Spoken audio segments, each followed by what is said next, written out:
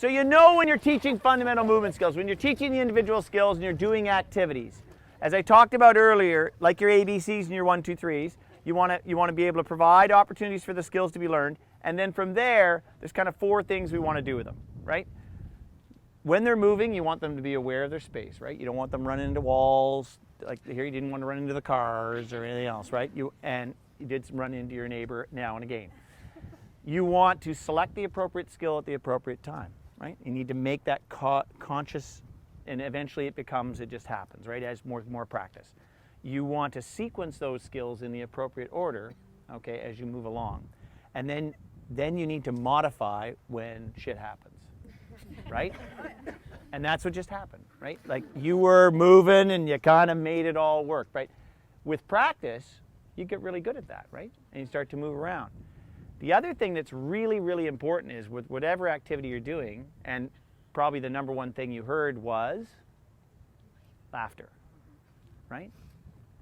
Trying to make something like, people think that skill building is just work, it's boring or anything else, but the real art of it all, and some of you already do this, is being able to make an activity fun and engaging, yet skill building.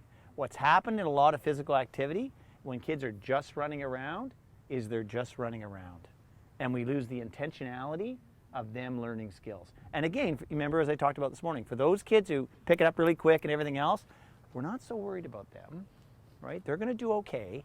It's the other kids, right? We need to make sure that in our practice, intentionally, you are doing games that are providing those opportunities for them to have lots of those skills, sequence them together, and make it happen so that when they go out and do things on their own, they feel confident to move around. Okay, does that make sense? Cool, all right, we're going back in, I'm freezing. Normally this particular workshop that we do is over 3 or 4 hours. We're going to give you the Cole's Notes version in 2 hours, but that's okay. What I'm going to supply to Emma, which she'll supply to all of you, is we have a web-based video resource. It's actually broken into 90-second clips for all the different topics that I'm going to cover today. That resource is in place. There's 32 video clips that are there that you can go in and look at any time you want that reinforce that, along with a slide and even a link to a resource, okay? So that sort of stuff is there to sort of back up what we're going to cover today, because one-time learning is one thing, but ongoing support is part of what I think we need to have to help people feel more confident in doing what they're doing. I don't expect you to change or evolve or, all of a sudden just shift in one day. My hope is that over time you're going to feel more comfortable, or this is reinforcing practices you're doing right now, okay? As I'm going through this today, anybody has a question, fire it out. If you want to put your hand up, that's totally cool. But I want you to feel open and safe and comfortable enough to be able to do that, okay, as we go along. So we want to improve your understanding of physical literacy. There were a fair number of people this morning who had not heard the term, so that's good. Ability to identify physical literacy components. Again, we talked about that this morning. It's more than just the fundamental movement skills. And I'll talk more about that in a second. Understand how to better design your programs to create a quality physical literacy experience. So today's stuff is not, we're not going to do a bunch of individual activities. There is a ton of activities out there, and again, we're going to show you where some of those things are. Really what we want to talk about today is how do you best do those activities to maximize their potential, right? Like that's really what we want to focus in on. So the stuff we talk about today you can apply to almost all activities, okay? We're not going to talk about too much about physical literacy tools, but we'll talk a little bit about that, because my hope is that maybe in your space, maybe at the kindergarten level, maybe not so much pre-K because they're really rubbery and still developing and everything, is at the K level you might be able to start to get a better idea looking at them and starting to do a little bit of assessment of where they're at. And again, it's not something that needs to be super formative, okay, but it could inform you about where they're at. And we'll talk a little bit about that today. Because I'll tell you right now, you know a lot more than you think you do about how well or not so well kids move if you look at them one at a time. Okay? And I want to sort of reinforce that with you today. And then most importantly of all, we want to be more intentional around physical literacy. I'm hopeful going forward that, like in the school system today across our country, I think it's really challenging. I think you guys have a super tough job. I was on my kids' parent advisory council for 9 years, one of the only guys. I feel the same today. But I felt it was really important because I wanted to support the teachers as best I could. We raised a fair amount of money in our PAC to try and support the school. I am hopeful going forward that all kids coming to school, it's not going to be by luck that you have a teacher that knows PE really well. I want you all to feel comfortable. And I'll tell you right now, it's not about PE specialists. It's really not. It's about good teachers being well trained and supported to do their job. Good teachers do a good job. That's the bottom line. So generalists can do a good job with this. I'm not stuck in this whole idea that we're not going to have anything until we have PE specialists. It's not going to happen. It's just not going to happen. Supporting and empowering a good teacher to do the best job they can, that's what we need to do. And that's why I want to take this sort of a community approach to this. And so whether somewhere down the road we can start working with your board to try and connect better around, and connect the dots a little better and sort of how can we embrace the village, because it takes a village. How do we do that? So that's something that we as an organization are starting to do more and more in Ontario, okay? So quality physical literacy, it is really about, in this particular case, you guys are typically working with little people. They're starting to sort of, we all realize 0 to 5 in particular, greatest single development period in their lives. They change so much in that time frame from 0 to 5 than any other time in their life. And you play a significant role in that change. It's also challenging in that, and again, I'm sure the interaction between teachers and ECEs around how do we best, I'll use the word instruct, guide, help, develop those kids as they're moving along. What are the best techniques? What are the, what's going to work in what we're doing? So we want to try and provide that quality experience to produce those quality outcomes.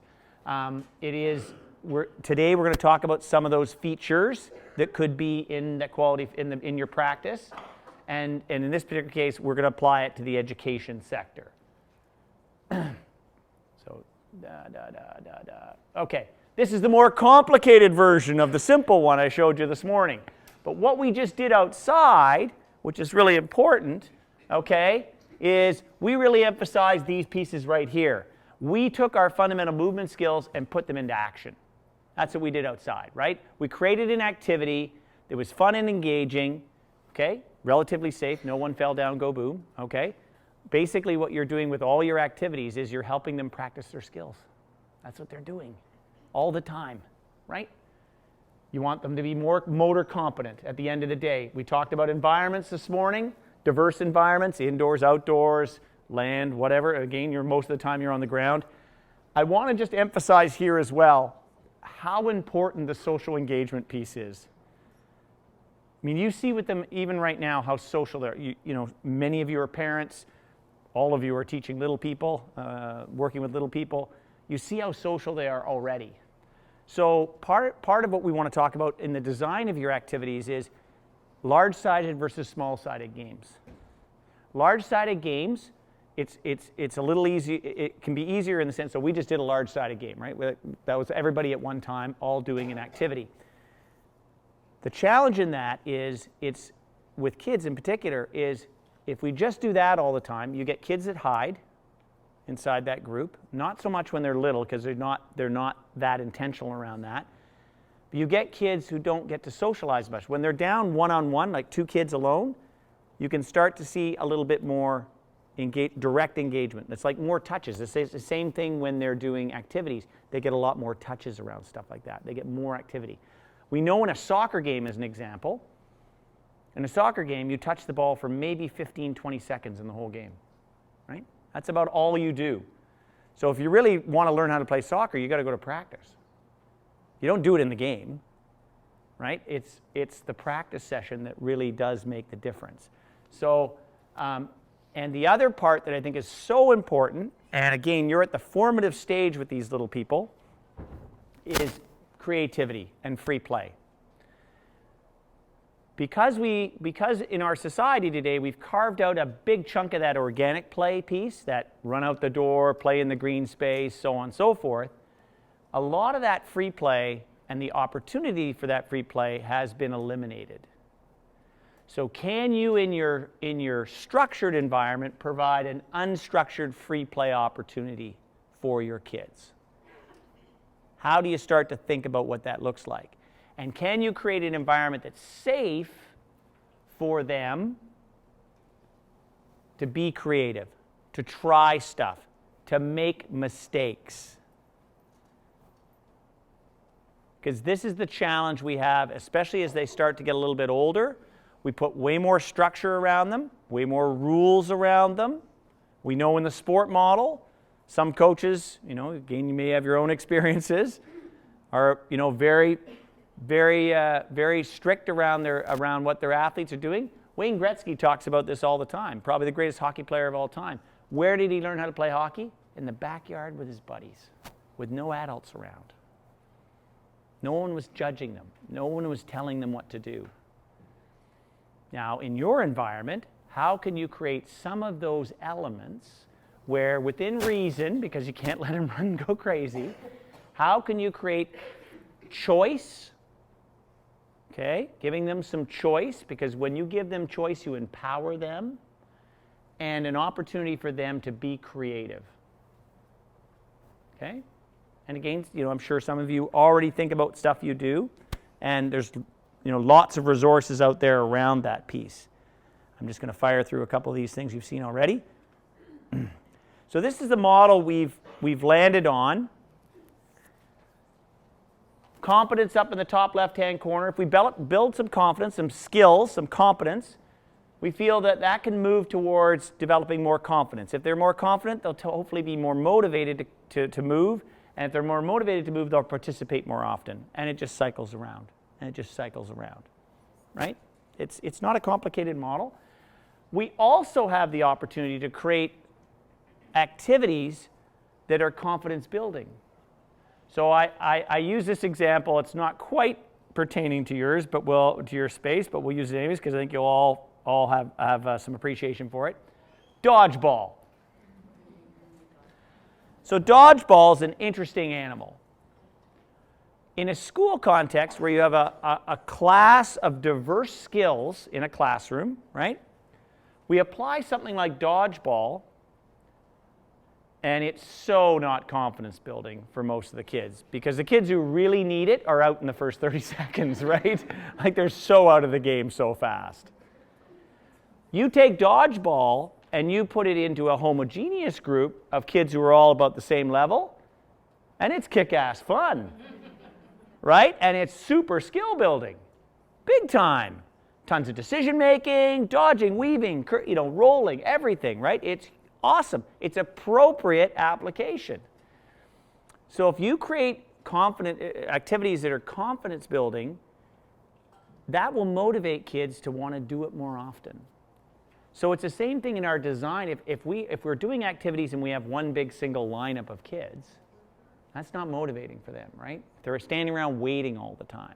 So how can we break up that line and make it such that there's multiple sets of activity going on at the same time? Now, part of the challenge is, what's your ratio usually? 1 to 10, 1 to 15, right? 1 no, but are you 1 to 25, or is there 2 of you in the room? 1 to 25? At times. At times. If the EC takes a break. Right. Kindergarten, but once you go above kindergarten. Okay, so you don't team teach? Only in kindergarten. Only in kindergarten. What about pre-K? We don't do pre-K. Oh, you don't do... JKS. Oh, sorry, JK. JK.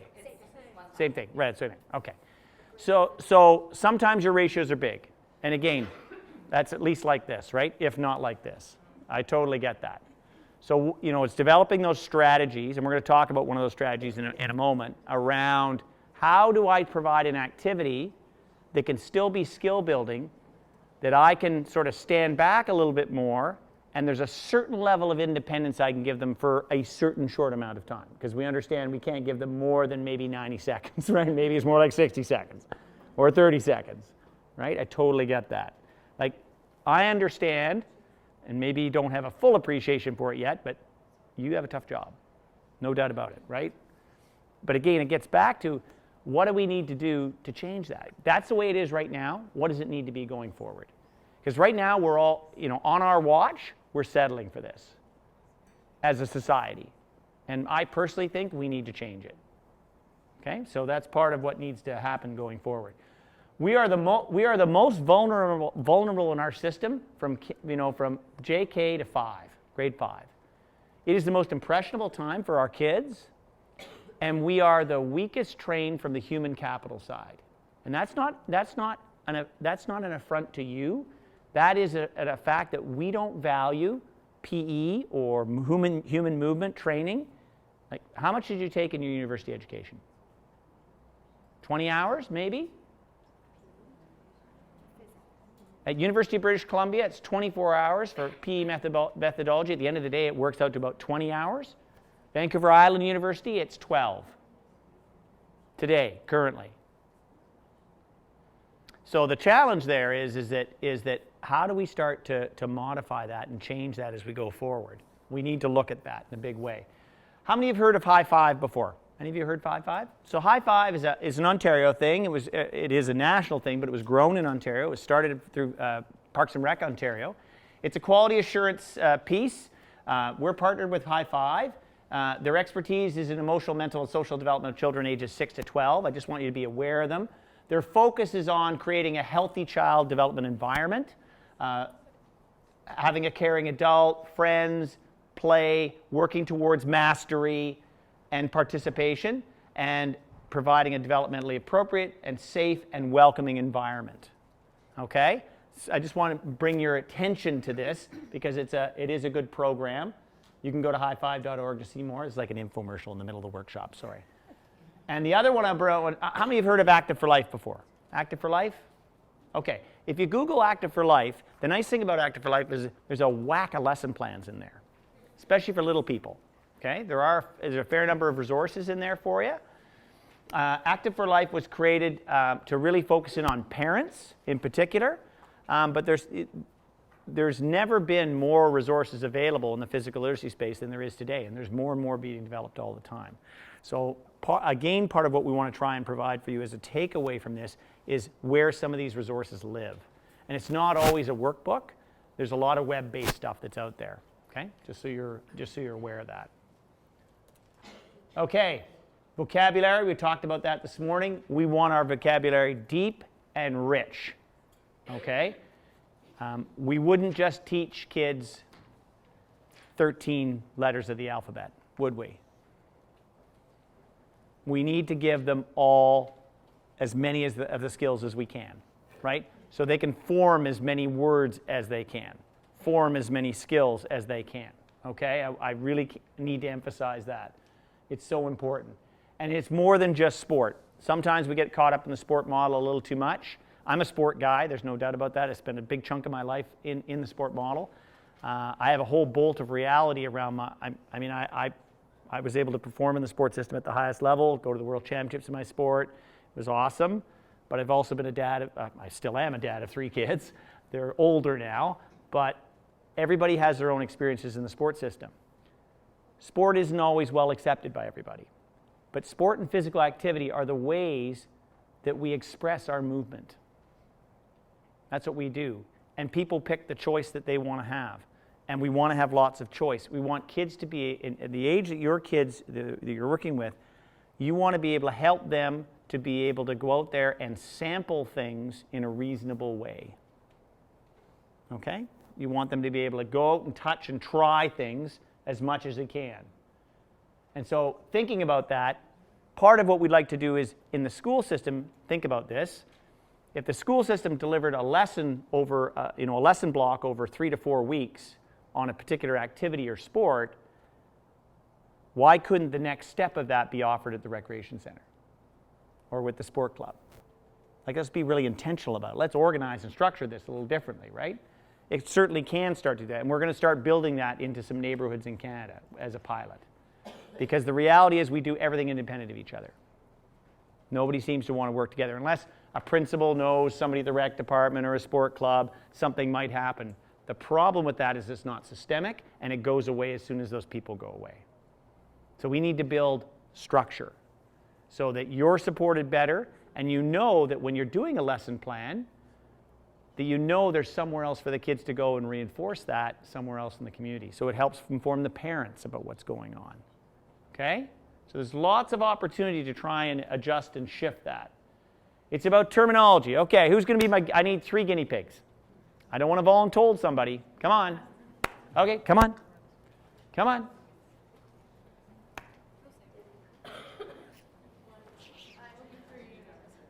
Okay. Okay, you just spread out a little bit here. Everybody's going to... Okay, so we're going to do 3 things. All I want you to do is move forward and move back when I ask you to do that. I would like you to jump forward. I'd like you to jump back. I'd like you to hop forward. I'd like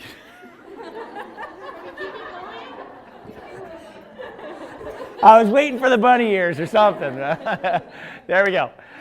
I'd like you to hop back. I'd like you to leap forward.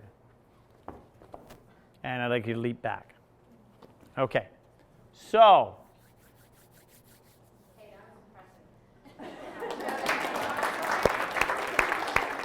The Russian judge has given you extra marks, actually.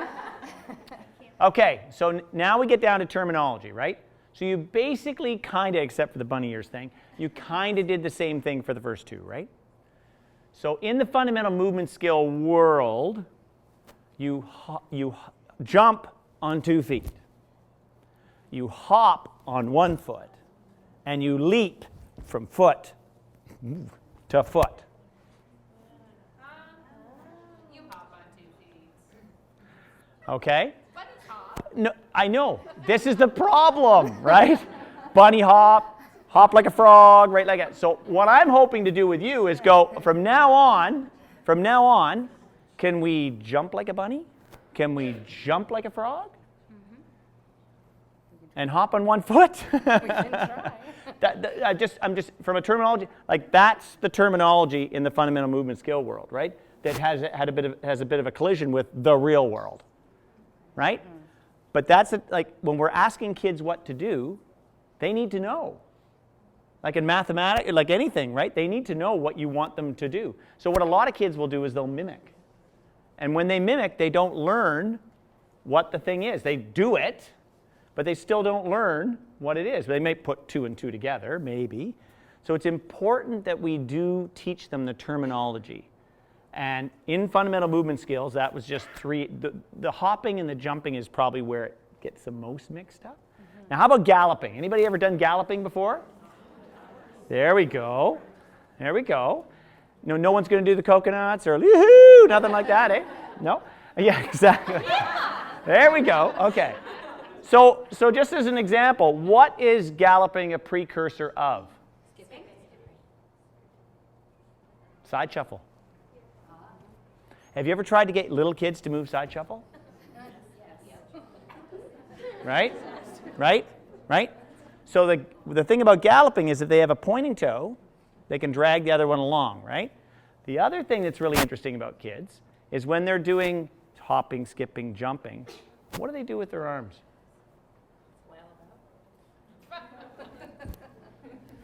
Right? So when we're jumping, what do we want to do if we want to refine jumping? Right? So that's a developmental pathway. We see a lot of that disconnect happening with kids, right? And that comes with time. That refines over time. Okay? Thank you very much for being my guinea pigs. Thank you. Okay, so Timmy's is our sponsor today. I'm going to use Timmy's for my cones. It's awesome. And I notice you guys have all drinking the small cups, by the way. Yeah, how come Timmy doesn't roll up the rim every now? I tell you. I couldn't believe I was driving down the road, the Loyalist Parkway last night in the fog, feeling my way to get here. And there's like all of a sudden big bright light, Timmy's like in the middle of nowhere. Only in Canada. Okay, so we're going to talk a little bit about assessment because it's kind of relevant to what we just talked about. Okay, I need one more volunteer. Who's going to be my one more volunteer? Come on. Okay, she's come back. Okay, she's making a comeback. Come on over there and stand there facing me. So I want you to think about, right now, I'm going to get you to visualize with me. So think of a scale. It's a 4-point scale. Okay? And on that 4-quadrant scale, typical to what you do in a lot of cases in the school setting, right? I'm going to call it right now initial, emerging, competent, proficient.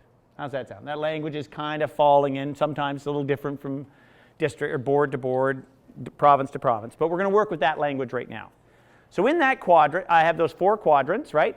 On the far side of initial, I have no skill at all, right? I'm just starting. On the far side of proficient, I'm the best in the world. So in those 4 quadrants is everybody. Everybody in the world. Okay? The reason I don't make it grade specific is because we want to show progression over their lifespan, not just over the phase of time that they're at. Okay? So that's, I'm going to put that as an addendum to my quadrant. Okay? So also think about each of the quadrants, initial, emerging, competent, proficient, are going to apply to a set of skills. So 18 skills and tasks, hopping, skipping, jumping. And for each of those 4 quadrants, there's going to be a rubric that describes exactly what you want to see. Okay? And the way that rubric goes is that rubric's not a checklist, that rubric is a guide. It's what we call a holistic rubric. And with a holistic rubric, there's a little blend between them, okay? It's the impression you get when I see you move versus she's got this, she's got this, she's got this, move on, right? We want to eliminate that checklist kind of concept, and we want to make it flow a little better. So right now I'm going to ask you to skip from there to here. I'm going to ask you to, boy, I didn't say go or anything. Get back there! Wait till go. Okay, I'd like you to skip from there to here. I'd like you to skip from there to here. So what am I also reinforcing there when I ask her to do that? Well, permission's one thing, but I'm asking her to do something. So she needs to comprehend what I'm asking her to do, right? Go. Okay, good. Excellent, go back. Now what I'd like you, there you go. Now what I'd like you to do this time is use your arms a little bit more. There we go. Okay, so go back to our quadrant for a second, okay? We have our 4 boxes. We'd have a midline between the second and third quadrant, right? We'd have a midline. We'll call that the 50% line. On the left-hand side of that, we're still developing the skill. Initial and emerging, we're still developing the skill. That's where most of you are right now with most of your kids, right? We're in that sort of infancy time. So if I draw that line, so we'll say they're developing. On the other side, with competent and proficient, they're acquired. You have acquired the skill. Now, your name is? Bobby. Does Bobby have at least acquired the skill? Okay, so she's already to the right of that midline, right? So now we're going to land her in one of those 2 quadrant boxes somewhere. Now, Bobby, no offense, not best in the world. Getting there, but not there yet. Probably in the 3rd box somewhere, right? Drop our X, drop our check, whatever, put her in that box, right? Very simple process, right? So if I did that for 18 skills and tasks and gave you the supporting information around that, do you think you could do assessment? With a little practice. And again, with adults, it's a little easier because most of them live in the acquired zone, right? With kids, they're down in they're just flopping around a little bit more, right? There are tools right now that are out there that actually show you demo videos of what you want to see with the skills. And this is normally a 4-hour workshop itself, but I just want you to have a taste of what's out there to support you. If you start, I'll tell you right now, if you start to do a little bit of assessment, so say you did 1 or 2 skills every PE class and just took a look at them, just a quick look, I think you'd find it quite interesting. Now, there are 2 processes. There's an 18, which is comprehensive and full, and there's an appetizer of 5 that covers off locomotor, balance, and object manipulation, right? All the things that we want to try and grab. So those things are there. They exist for you. They're all web-based. There's tons of video resources around them, and I'm going to make sure that Emma gets that stuff to you so you at least can kick it around. You can start to take a look at it, okay? But I wanted to bring that, and all it is a simple square, and this is where you do all the work. It's not a fitness test, it's a skills test. And in your case, you're monitoring and planning. Monitoring and planning. You're finding out where they're at, and it helps you plan a little bit around your program delivery within reason. Now, I'm also appreciating the fact 1 to 25, 1 to 15, right? I'm totally appreciating that. You may find a moment in time somewhere that you can start to do this. Okay? Thank you, Bobby. Appreciate that. Okay. Any questions around that? Okay, I don't want to overwhelm you with any of that. Okay, so repetition. I need another volunteer. New volunteer. Come on. There we go. Okay, we're getting 1.5. Excellent. Okay, I need. Who's got something in a bag I can huck, like a bean bag? Who wants to? Emma, do we have a bag we can work with? I just need. Have you got bean bags in there? Okay. Is there a garbage can in the room or a bucket or something? Oh, the basket over there. Can somebody grab that basket for me? So this is something that you may find helpful in trying to deal with the kids when you got lots of kids. A bean bag is going to come our way in a moment here. How many do you want? Just a couple. That's great. Thank you. Okay, good. That was my left hand, by the way. Okay. So, repetition-based learning on knowledge or results. Basically what you can do, and again, you'd break this into really small pieces. The idea of this is providing an activity where you teach the kid what the outcome is, and then, so they know, and then what you do is allow them to do the activity to practice and refine the skill to get the outcome.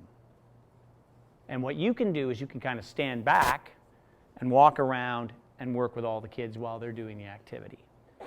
So basically what it's doing is it's allowing them to give their own level of feedback to what they're doing. So in this particular case, I'm going to get you to, we wouldn't have them stand this far away. You can get a little closer if you like. But I'd like you, using your dominant hand, put the bean bag in the bucket. Okay? It's okay, a lot of pressure there. But the idea is you do it at first and tell them the goal is the bean bag in the bucket. And what you do is you give them the opportunity to have tries. And what are they doing with the tries? They're practicing. They're refining the skill. And you have them use their dominant hand first, or the way you obviously choose the hand you like to throw with, whatever, right? And sorry, I don't. My kids are like way older. It's challenging for me. So I'd like you to use your other hand, please.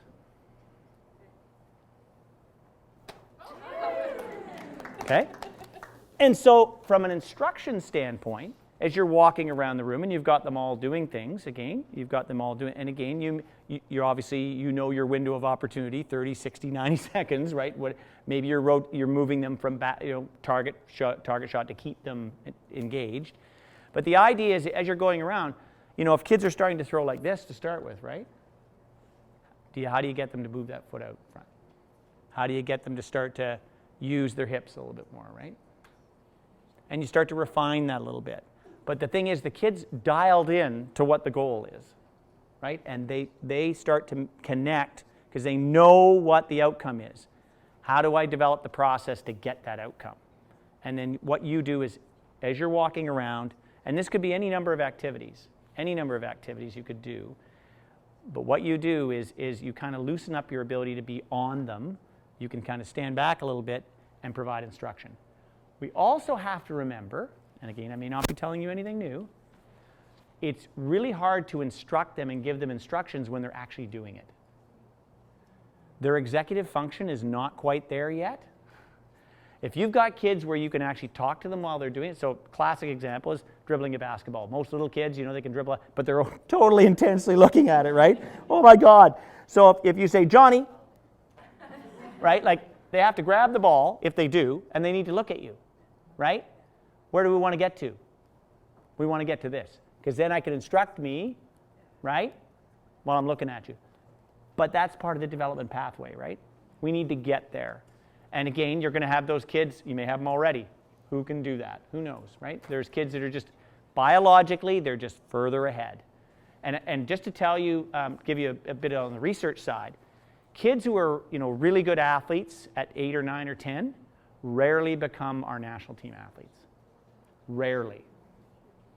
It's late developers who become our national team athletes, which is fascinating when you think about it, because the whole system right now with the, I won't use the word crazy, it's not fair, the over-the-top parents, right, is that they believe that if they're good at 9 and we really hammer down on the practice, they're going to be great.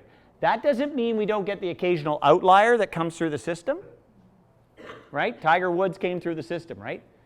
Here's a really interesting example, Steve Nash. Steve Nash didn't even start playing basketball until he was in his teens. Young teens, but he was in his teens. He was the BC soccer boy. His brother Martin Nash played on the national team. Steve was actually a better soccer player. The reason Steve, as a short white guy from Victoria, BC, became the 2-time MVP in the NBA is deliberate practice.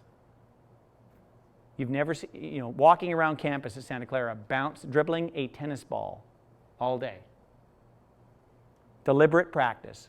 All day. If you've ever seen, I don't know if any of you have seen the Steve Nash documentary movie. It's very informative and very interesting. The guy's an interesting cat, no doubt about it.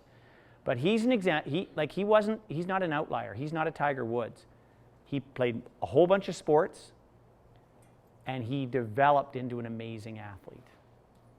He totally shows that deliberate practice can make a difference. The 10,000-hour rule, so to speak, can produce excellence. Doesn't do it all the time, but it can.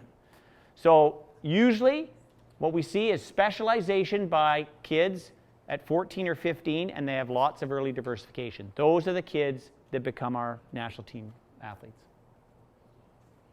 If you talk to almost every guy in the NHL today, he will tell you he played 2 or 3 sports when he was a kid. And those 2 or 3 sports helped him become a better hockey player. So the model we have today is broken. We're working on changing and fixing it. You have a role in that, in helping diversify the skill set of your kids while you have them. And that's the great opportunity, okay? Thank you.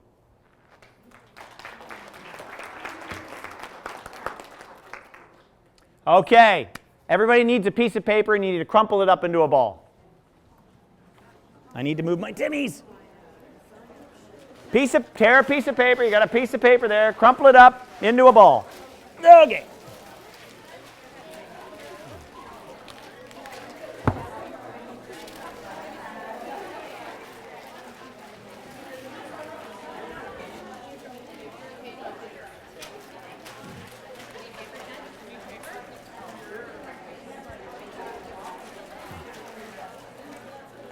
Okay, I need 2 volunteers. Somebody who hasn't volunteered yet.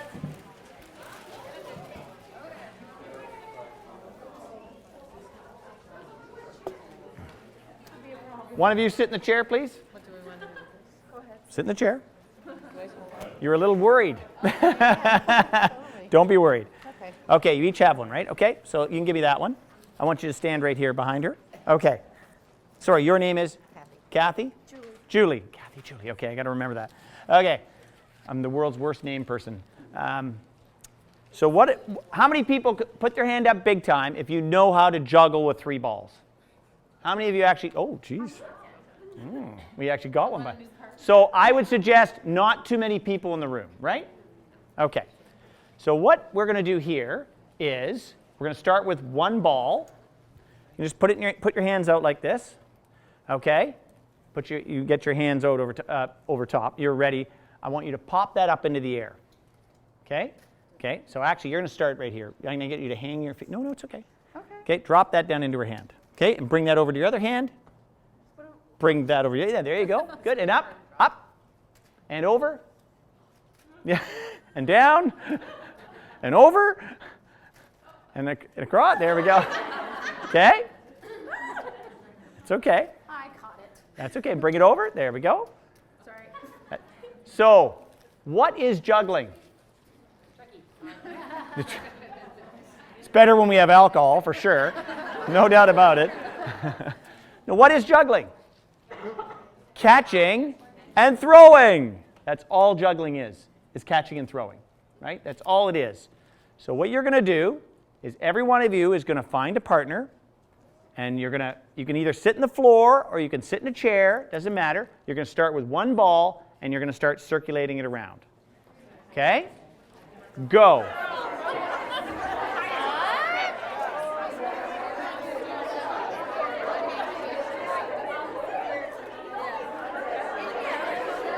Okay.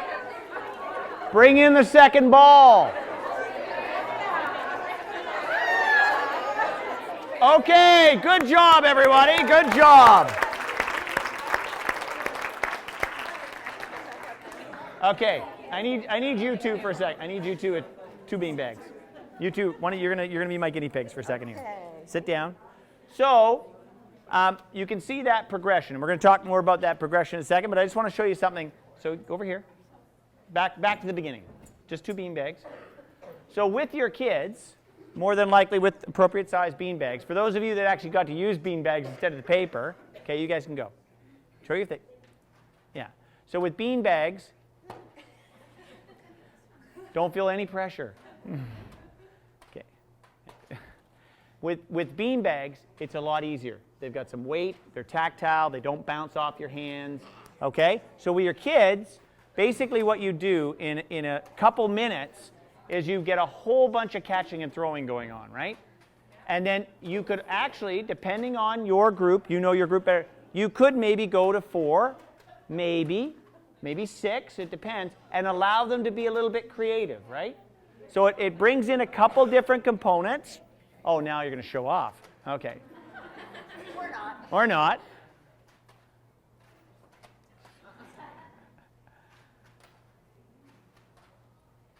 But thank you.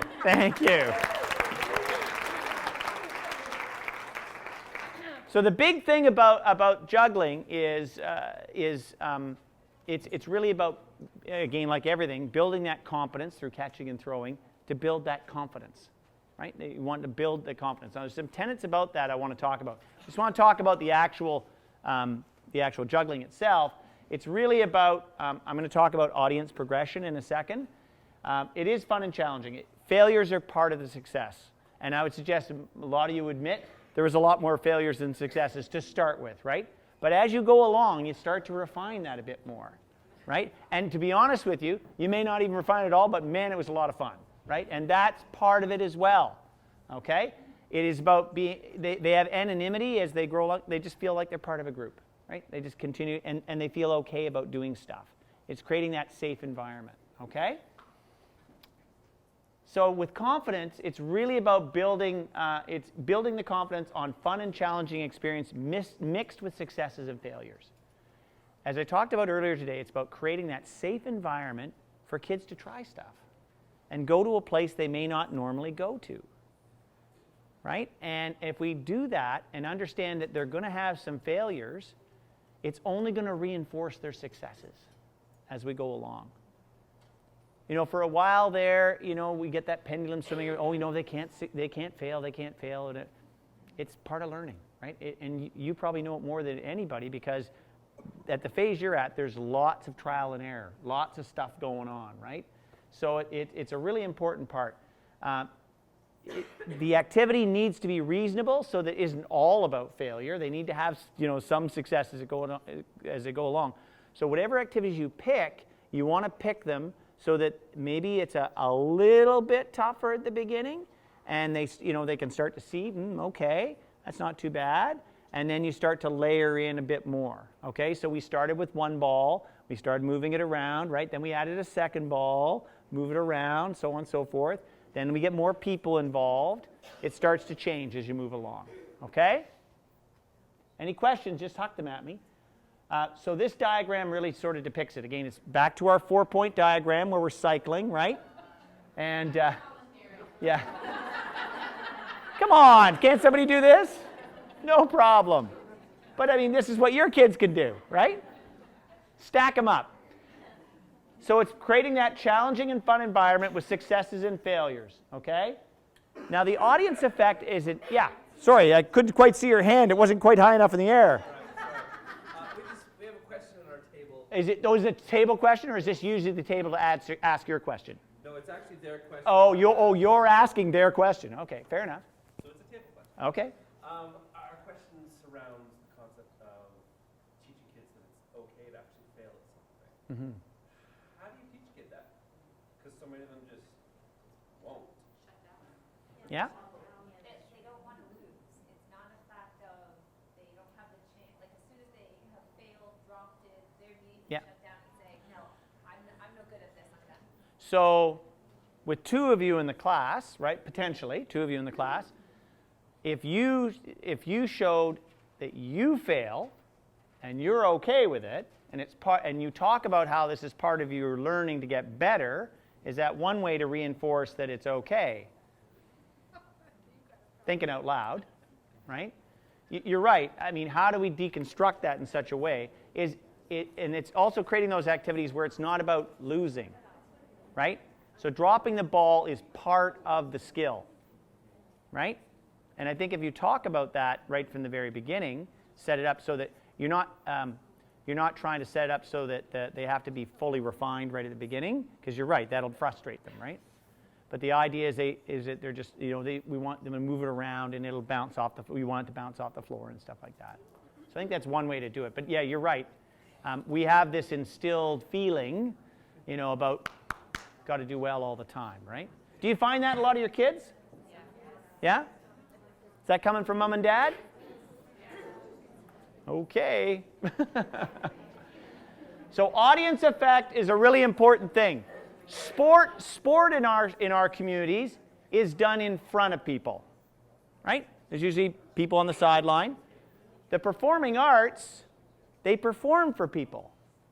So kids who are in dance and other types of performing arts, they learn how to present themselves. And it's a real confidence booster for them to be able to go out there and do that. And I'm not talking about being cocky. I'm talking about being self-assured about going out there. And what we do to a lot of kids sometimes is we don't prepare them for that audience effect. So providing opportunities for them to start small, start safe, right?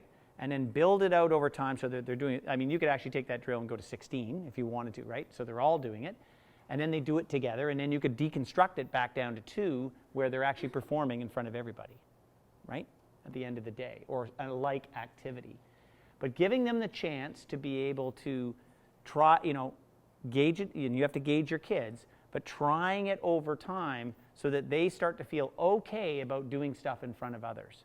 Because there's a lot of kids who really aren't comfortable doing that, right? And they hide. And when they hide, they don't go out there and try and maximize their potential. And how, again, you have a plethora of kids in your class, lots of challenges. How do you try and create that landscape for all of them?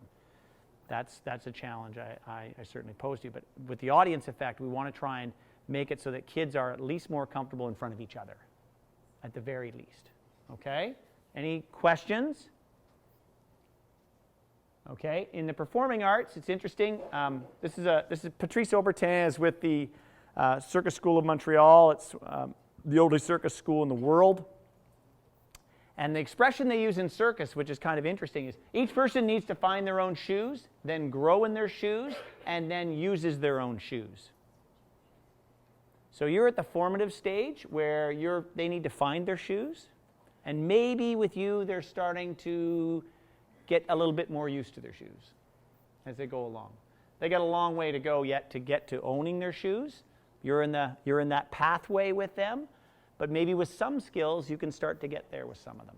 That's totally an option as you go along. But it's helping those kids just starting to take a little bit more ownership of themselves and their own abilities. Okay?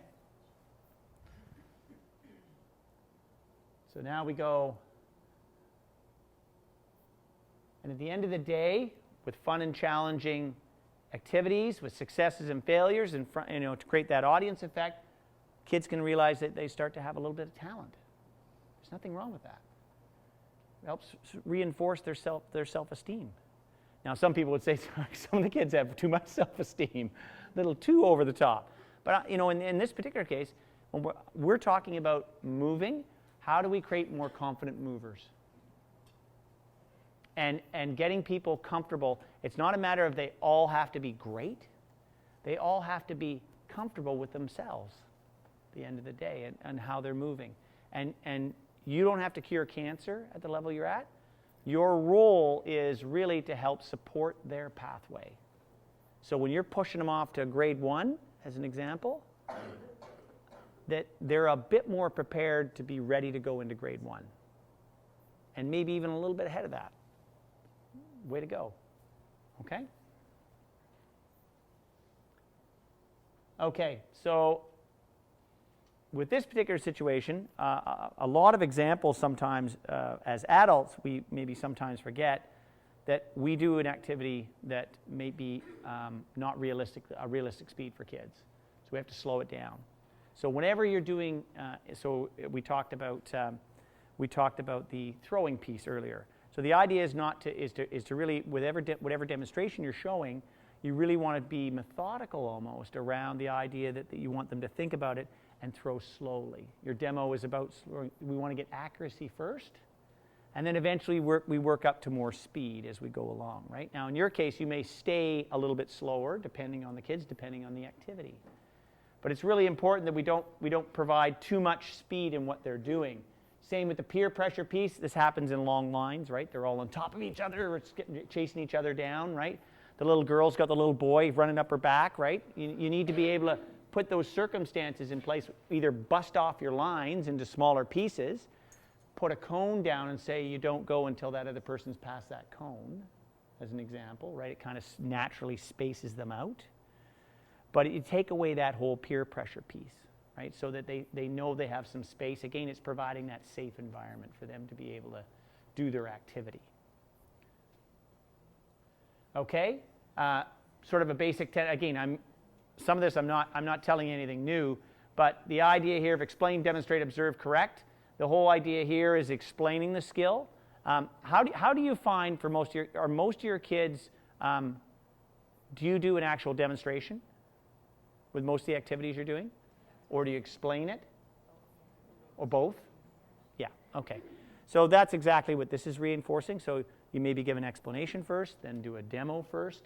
Then from there, you would observe what they do, and then you may provide some corrective instruction after that, right? In a way that's not, it's not challenging and so on and so forth. But the idea is they're all sort of broken up. And again, it gets back to how do we deal with the group as a whole? How do we deal with individuals? One at a time, right? I still can't get over 1 to 25. It's just kind of blowing me away right now. Cueing during movement, this is what we talked about earlier. Again, the basketball piece, right? You've got to make sure that when you are getting them to do an activity and you want to be corrective or you want to be supportive or supply some information to them, that you've got their undivided attention. And usually they can't do both. They can't do the activity and give you their attention, okay? Now, you may find some kids. Do you have any kids in your group that you see they're, from an executive function point, are a little bit ahead of the game? You're already starting to pick up on some of those kids? Yeah. So, and do you find it's challenging to have kids like that, and then I'm sure you've got kids who are maybe at the other end of the scale, right? It's interesting. It's more of they've had exposure. There's like a bulk of kids who haven't been exposed to basketball, and there's that one kid, he says, I have a basketball net in my backyard. Yeah. And you know what that is? I don't know if that's just exposure. Well, and what that may get down to as well, it says exposure, and it may also be deliberate practice, right? Deliberate practice makes a big difference. And that's usually like when you get the keener beaner parents, and I'm not faulting them. The idea is, there's the lacrosse dad who's got the lacrosse stick and the kids hand it too. Usually they're bonking the other kid with a cross stick at that point. But you know, the thing is that if they do have it early, it's usually about practice. And it's not usually necessarily a sign of their advanced skill. It's the same thing at age 9, where we see those kids who are early developers, right? Who are picked up stuff so much faster. Well, that other kid who's 9 doesn't get that until they're 12, right? But again, part of what needs to happen, and especially for parents, is we all need to slow down. There's no race. There's no rush. But there seems to be a lot of pressure out there right now for kids to be great at 12. So here's an example from the sports system that I find very fascinating. Okay, Little League World Series. You guys have probably heard of the Little League World Series. It's a world championship for 12-year-olds. Probably the most anti-quality sport model you could ever have, but yet it's been around for a billion years. So in British Columbia, we typically have the representative from Canada come from British Columbia because we can play baseball all year round. It's kind of a stupid thing going on there, right? But there's a lot of teams that come out of BC who end up being the Canadian representative. So over the years, in Little League World Series history, there's been about 40,000 kids from around the world who've participated in the Little League World Series. So they've been there, they competed. Now, how many of those kids do you think made it to the highest level of baseball, which would be making the Major League Baseball, making a Major League team? How many of those kids out of 40,000 would you say? Less than 20. Less than 20 out of 40,000 kids. Early success does not predict late success. And the problem, yes? Is that because they weren't good enough, or is that because by that point they were just so sick of baseball? Well, it's probably a bit of both, but it probably leans a lot on the latter. Unfortunately, a lot of those kids are gone from sport completely by 15. It's just been over the top, right? And the thing is, it's intoxicating, right? Like, I totally get it. I totally get it, because the challenge is that they all get caught up in it. Who doesn't want to go to play the World Series? Wow, this is amazing. The parents are into it and everything else, right? But what they don't realize is the damage done at the end of the day, right? From a developmental pathway, it's absolutely the wrong thing to do. But yet it happens, and it continues. Interestingly enough, out of those kids that competed for Canada, or competed in the World Championships, 3 from Canada made it to the NHL. Multi-sport, right? Yeah. It's interesting, though, to try to get a child to start something new. Yep. At a later age. Sure. I have 2 girls. My one daughter was in skating. Mm-hmm. And Figure skating? Yep. Yeah. So she's figure skating. Fancy skating, as they call it. My other daughter went to the one of her practices. Oh, I want to skate. She gets out there. Most of the kids are half her size. She suddenly feels awkward. Yep. And she's like, no, I'm not. Like these. So if they're late, like how do you? Yeah. So the sports system is not quite prepared right now, and I'm going to walk this back again. How does a village raise more confident movers? I would suggest right now we need to retool our system. Our system is broken. We have a bunch of sport clubs that all compete for customers, right, at the end of the day, and they want to hold on to them tight. If we actually walked that back and went, okay, let's all work together in a multi-sport model. So as an example, and especially for some of you that live in smaller communities, can you imagine if we actually had multi-sport clubs? So in Vail, Colorado, in winter sport, they've created a multi-sport winter sport club. Downhill skiing, snowboarding, freestyle skiing, and cross-country skiing. Like, I'm sorry, those 4 don't always play well together. What they found is they're actually producing more high-performance athletes at the end of the day and keeping kids in the sport longer because they have choice. They can move through the system. Canadian Soccer Association has retooled their long-term player development model and created the grassroots development program. U12 and under, no standings. Some of you may have had your own experience around this. Some of your clubs may have already adopted this process. The idea is if we take away the standings, we take away the pressure to win. And the standings are really not for the kids. They're for the adults, right? That's the way they gauge success and failure, right? The challenge in the system right now is we have a lot of coaches in the sports system who've taken tactics and strategy, which should really be taught when they're older, down into the younger categories, and they throw skill development out the door. And that's why we have a lot of kids that leave by the time they're 11 and 12, because it's no longer, the bench is shortened, it's gotten really not very exciting for them, right? So just so you know, a quality sport model is rolling down the pipe right now in a lot of sports. Some clubs are adopting it faster than others. Some are hesitating because they're entrenched. Okay? We've always done it this way. But there's change happening in the system. And understand that this change will take a generation. If we're going to retool hockey, okay? So just to let you know, where do you think the #1 junior draft pick's coming out of this year? Phoenix. Last time I checked, not a big hockey mecca. Right? You want to know why? Because the USA hockey system has adopted the long-term athlete development model that Hockey Canada has been hesitating on for the last 5 years. And what they've done is the NHL teams in the southern United States, Dallas, Phoenix, LA, San Jose, Florida, they've created a proper common sense model. The states in northern United States are all like Canada.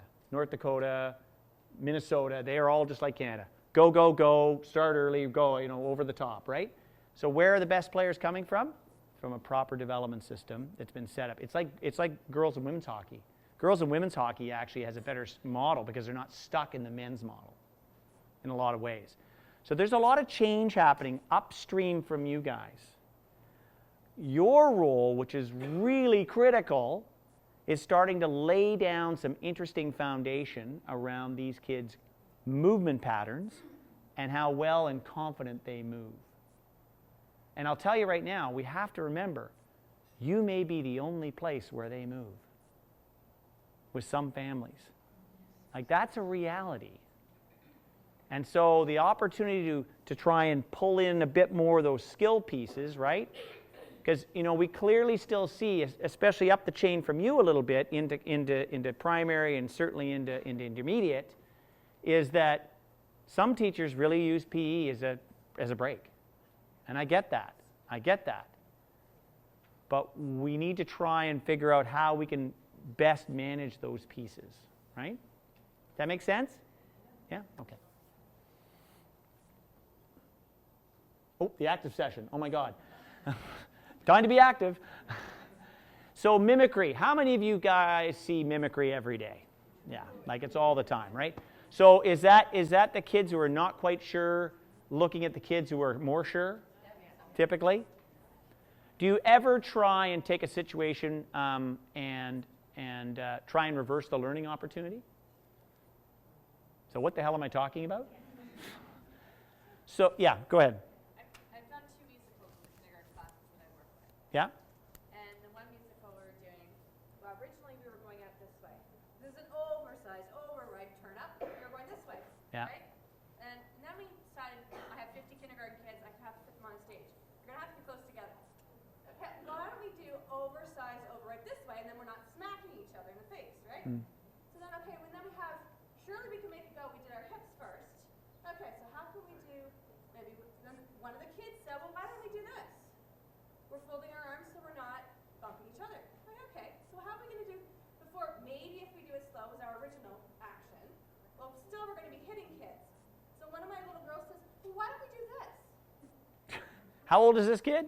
Oh, I have some high flyers. Anyway, I have some thinkers in my class. And I'm like, perfect. So I just adopted those actions. Yeah. Where they modified the actions to accommodate our Yeah. space. So do you, I mean, again, I'm not in your space. How often do you provide them opportunities to problem solve? Or provide examples, or provide, to figure stuff out? Every day? And do you find that is a beneficial way to do it? And do the other kids buy into it? Yeah? So when you have that peer-to-peer opportunity, Now, do you find some kids are most of the time the lead peer? Oh, Yeah. Do you find that's a problem over time? when they get bossy. So how do you deflect that, or how do you try and mitigate that? Anybody? Give another child a chance. Yeah. So say if one's bossy, like, you know what? We heard your suggestion last time. We're gonna Right. listen to Johnny's suggestion instead. Okay. We separate small group a lot. Don't put those, those. Don't leave it in the big groups so often. Yeah. Yeah. Yeah, because That way, other kids are. kind of everybody gets a forced chance. To have, yeah. Yeah, yeah.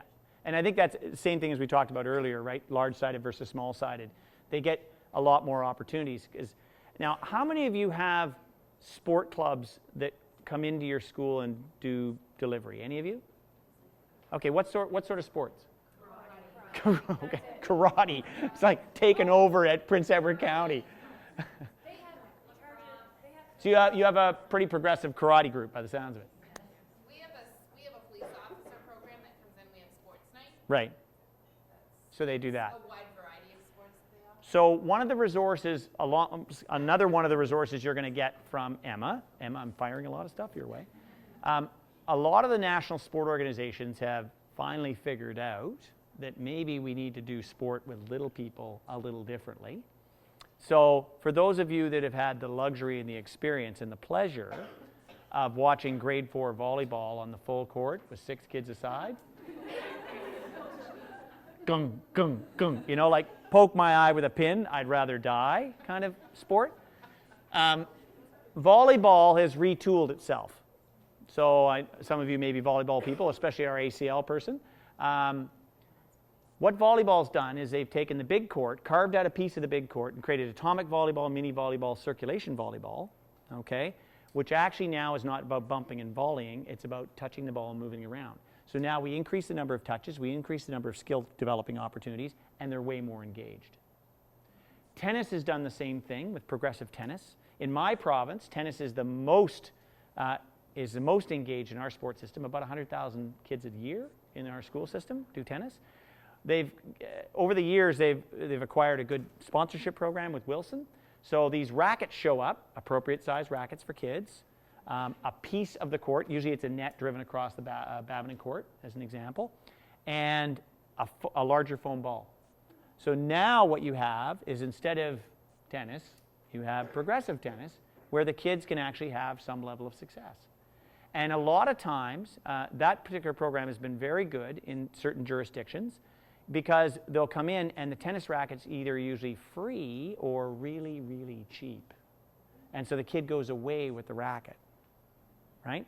So one of the things that I really, really want to emphasize that we've been doing for about the last 4 or 5 years in British Columbia with all our school delivery is we no longer go in and teach the program. We come in and we co-teach the program. You're our partner. And it achieves 3 things. One is it starts to build the competency level of the teacher, who may not be that confident in that particular activity and what they're doing. It helps raise their skill. And a complete set of lesson plans, long version, short version, 1-pager, are made available to you. 2, it helps you program them in the big wide open space, which for some teachers is a big challenge, right? It's all about containment, right?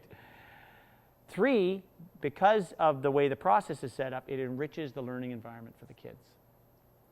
So part of I think any model that is going to work is we don't want sport to come in and supplement or come in and take over from what you do. We want sport to come in and be your partner and help you. And maybe it's just in kid management to start with, right? Maybe that's your role to start with, just to help manage the kids. But at the very least, then you become an advocate for that activity, and maybe somewhere along the line you start to feel more confident in teaching pieces of it. Okay? We're not going to get any far ahead unless we teach everybody how to fish. And that's the goal, right? Is we need to have a better Pro-D model. So we actually call that an embedded Pro-D model. No longer are we carving you out and sending you to Pro-D somewhere else. We're going to bring Pro-D into your classroom. And that is the type of support piece that needs to evolve, and we're going to be working in the province of Ontario to try and grow that out. Is bring those sort of supports, because we know classically there's not those sort of supports for PE or those types of subjects, right? And we're working actually with the Ministry of Health to actually try and get health to start to sponsor some of this stuff as we move along. Yes? Your arm doesn't go up quite as high as his. Just, yeah, there we go. Yeah, okay, good. What is Pro-D? Sorry, Professional development. Okay. Yeah, sorry. Do you not call it Pro-D in this province? PD. Okay. Sorry, I just put an R and an O in there. My bad. Yeah, in my province, it's usually 8 to 10 days minimum a year. And it can look, there's 2 province-wide Pro-D days in our province, right? Usually one in the fall, October, and one in February, typically. And then the district will have one, and then the schools themselves have it. It sort of makes its way down. What we found that with Pro-D, most teachers tend to gravitate towards the things they like to do, and and sort of reinforces their strengths, and doesn't necessarily build up some of the pieces they probably need support in. So that's why if we go to the classroom and work with them in the classroom, it's a stronger model, for sure. And it's actually way cheaper, because the instructor is there for the whole day in the school and there to work with you in your PE class all day. And then, like I said before, the intentionality of it is that we would deliver lesson plans in the school at such a time frame, and information would go back to the parents about this activity going on. Next step can be delivered right away in the community at the recreation center or through the sport club. So it's intentionally done that way. So it sort of marries, we have a pathway, we have an intentional pathway of development. Okay, does that make sense? Yeah? Cool. Almost done. Inclusion and selection. How many of you do little circuits or stations, stuff like that? Do you do that with your kids? Okay, cool. So usually, 4, 5, 6, 7, whatever number of stations you do. How often do you actually let them choose their first station? Yeah, a few of you? Yeah. I know it can be chaos. I totally get it. The thing about doing that is it really does, at the end of the day, they're all going to do all the stations, right? You're kind of tricking them a little bit. But the idea is if you allow them, within reason, to choose their first station, it really empowers them to be part of the process, right? But I totally get if they all run for one station, it's pretty challenging, right? I get that. Totally. So maybe it's part of your design as to how you lay it out. But the whole idea of being able to have that choice, probably a little bit higher in grade. You people are the best judge in JK and K, because they are littler people, and rules and regulations don't always fit inside their little heads. I totally get that. Equipment. Do you find you have enough appropriate size equipment? No. Okay, so thanks for sharing that, by the way. So what do you think the issue is there? Storage? Money. Okay, let's back this up. There's a total equipment budget every year, correct?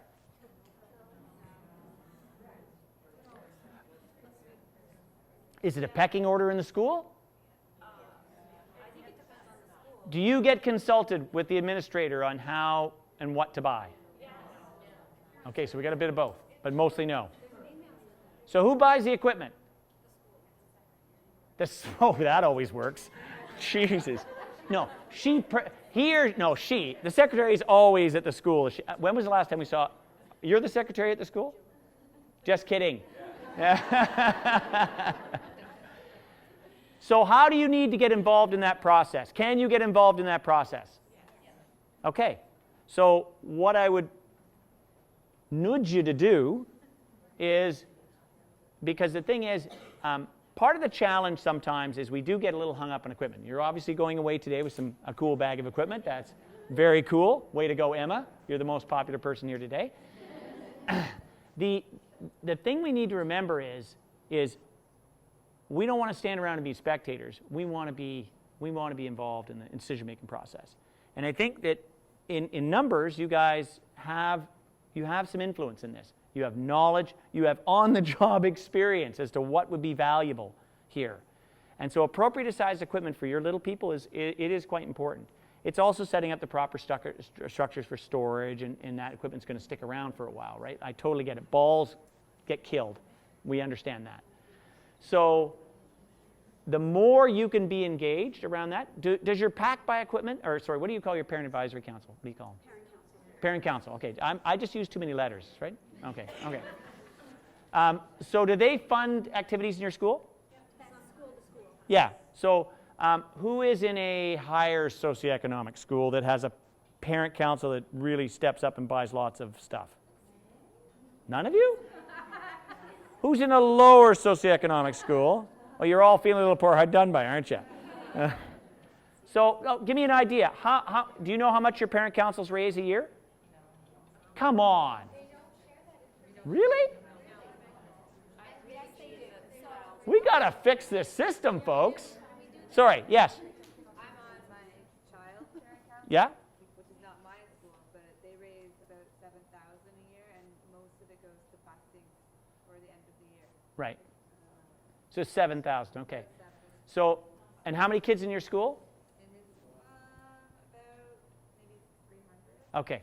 So my kids went to a school, 185, 195 kids, K to 5. Okay, we have middle school in our district, K to 5. We regularly raise between $30,000 and $45,000 a year.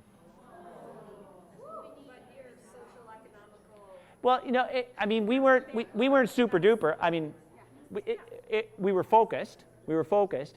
But the other thing is we did as well is we contributed to PACs who didn't have as much, because I think that needs to happen. Yes.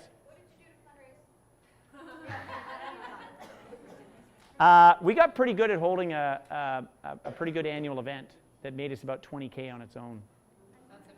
Yeah, we did a casino night that got pretty good for us. Yeah, it was sweet.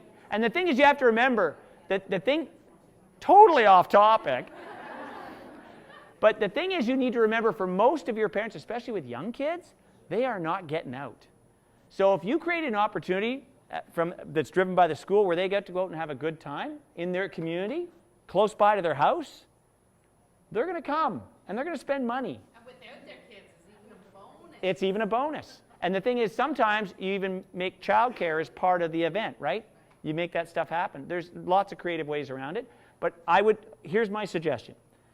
One is, I think from the administration standpoint, you need to get inside that chain of command around equipment purchase. You need to purposely put yourself there. Find out how that happens. 2, I think you need to be more engaged with your parent advisory council. Even ask your administrator if you can come to a meeting. Doesn't hurt. Doesn't hurt. The more informed you are, the better you can make decisions at the end of the day. Okay? That's just the way it is. The way the system is right now. And then, again, outside of the funding piece, I'm going to work with Emma around the engagement of the local sport piece into the school district. Okay? Because I think we can get some stuff happening. And it's not necessarily a resource issue, it's normally an organizational issue. Okay? So, Emma, you and I are going to be connecting. Okay? Yes?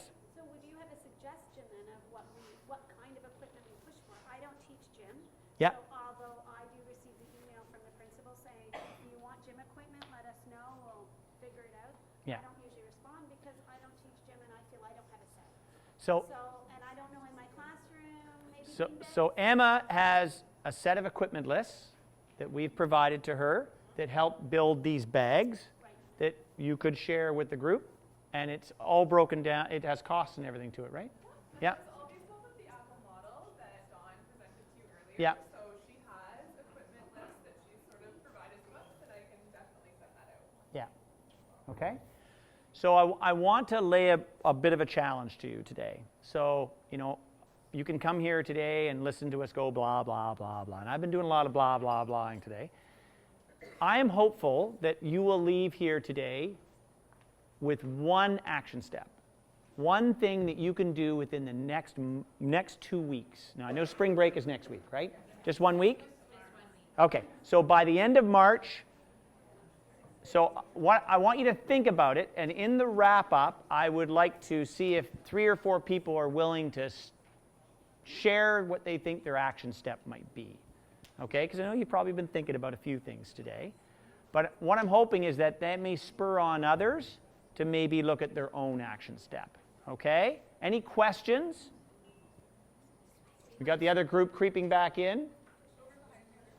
Oh, sorry. Just huck stuff at me. So how do we get someone like you to come to our school?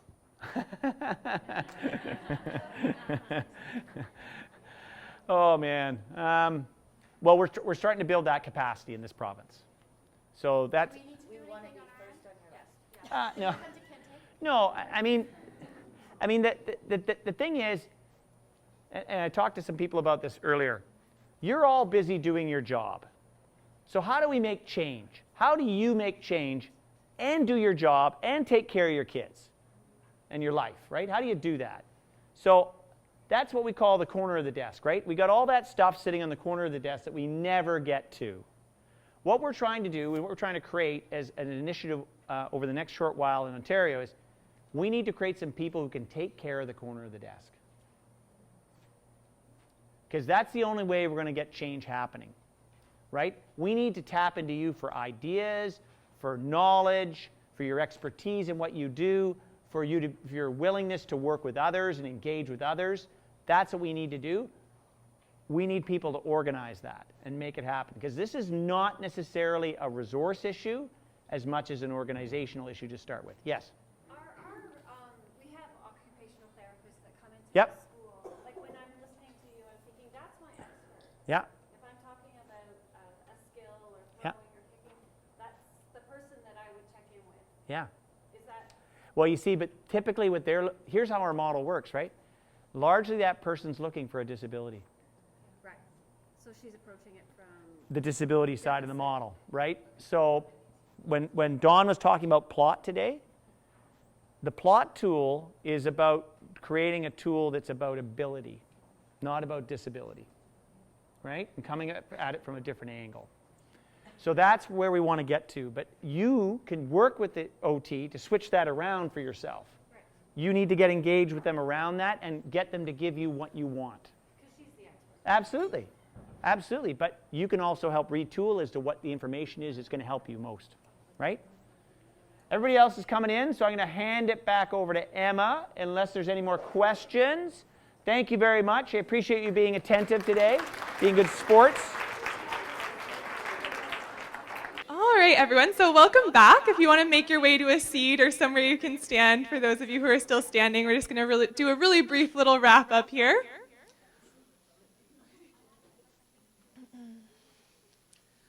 Okay, so I would like to extend a very big thank you to Drew, and I don't know where we've lost Dr. Clark. Oh, okay. Anyway, so I think they deserve a nice big hand of applause.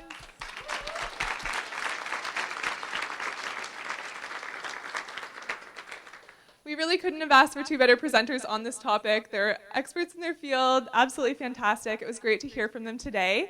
I know that you guys have had questions about how you can share this with your schools, how you can share it with people who weren't here today, all of that kind of thing. We have had a videographer all day, so he is going to be making a nice little video for us, and we will be distributing that to the school boards and hopefully to your daycare centers if you're interested in that kind of thing as well. So that hopefully will be a really great resource moving forwards. I also want to point out Kristen Stones. She is standing right over on the edge there waving. I'm going to mention her again later, but she is our physical activity nurse. Nurse responsible for physical activity over at the health unit.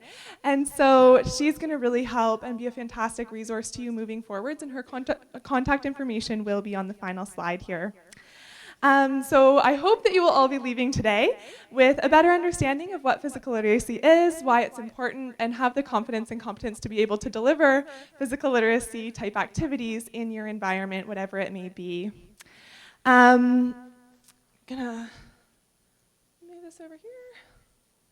So just in terms of some key messages from what I took away today, the first one is I really liked the idea of physical literacy being a gateway. So physical literacy really is that set of foundational skills that are going to provide a gateway, and after that, having every child chart their own path and move in whichever direction it may be, from the slides that we saw. Really good message. In addition, the idea that physical literacy is much more than just those movement skills. So it's the confidence, it's the competence, it's doing it in different environments, finding different ways to experience physical literacy, I think is really important. So another take-home message there. Thirdly is that physical literacy does not happen at one certain point in life. It really is a life course. Throughout your time, you need to be learning new skills and developing, and you guys have such a key role to play in terms of laying that foundation, as both of our presenters have so wonderfully pointed out. So you guys hold a lot of potential in your hands, and I think it's in good hands. You've been a really great audience today, so thank you. With that, kind of moves me into my message from Healthy Kids. I've already kind of pointed out the sign here, but let's get our kids moving. Lots of good things happen when kids are active, and it doesn't have to mean planned, structured activities. All you have to do is encourage that natural urge to run, jump, play every day. So that is our message for our theme right now. For those of you who haven't already seen Kristen, she was set up over in Amelia's garden room. This is really more specific to the early childhood care staff who are working in the daycares and the centers. So parent nights is something that if you're interested in hosting, great opportunity to translate some of the great knowledge that you learned today onto your parents, because we know that you can only have them for so much of the day, and if we can try and get more happening from the parent side, that would be fantastic as well. Kristen has developed some great parent night toolkits to help you in implementing those nights. For those of you who are from the school-based setting and haven't necessarily seen this yet, it is on those little cards that you had in the middle of your table. But if you're interested in those resources, as well as those of you who are in the early childcare settings, this is the link to where they're going to be posted. They're not up there yet, but they will be coming. So it's under the Professionals tab on the Health Unit webpage. If you ever want to go and find those, there's slides that you can use to kind of support what you're going to talk through. There are a poster, there's a parent letter, all that kind of thing. We are also going to be providing some giveaway bags that'll have like a little piece of equipment and some fun activities and that kind of thing for parents, for those of you who have signed up for it. And Kristen is going to be available to come and help facilitate those nights. So should be a nice way to try and get some of those messages over to the parents as well. Next thing I want to turn your attention to is that conference evaluation form. I mentioned it earlier, so it's in your conference packages that you received. There's a nice little picture of it there. I had fun. So if you want to take that out and please fill it in, we would really appreciate your feedback. I will definitely be reading through all of them, and I'd love to hear what you guys thought about today. It is our first big event for Healthy Kids, so hopefully you guys can give us some good feedback to make all the rest as best as they can be. When you're done with those evaluation forms, if you can drop them off just beside where you dropped off your photo consent forms, under that nice picture of a sailboat over there. There is a little bin for them, so we would appreciate if you can do that. So from there, I am just going to leave you with this message. Cute little cartoon.